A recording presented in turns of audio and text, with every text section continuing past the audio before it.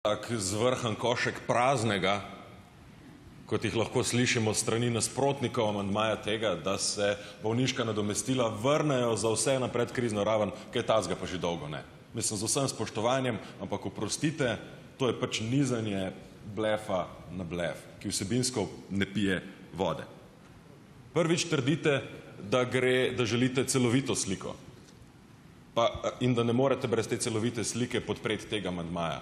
Pa mi ravno danes, tukaj pri tej točki, obravnavamo zakon, ki je izrazito parcialne narave. Zakon, ki vrača raven bolniških nadomestil zgolj za krvodajalce in podobno na predkrizno raven. Pa zaradi tega, ker je parcialen, še ni slab. V Levici ga podpiramo, prav je. A prav je pa tudi, da se bolniško nadomestilo vrne za vse nazaj na predkrizno raven. In ravno zato, ker gre za vračanje na predkrizno raven, tudi ne govorimo o kakšnih novitetah. Ne, govorimo o vrnitvi delavcem, bolnikom tistega, kar jim je bilo odvzeto, neupravičeno odvzeto za čas krize. O tem se pogovarjamo.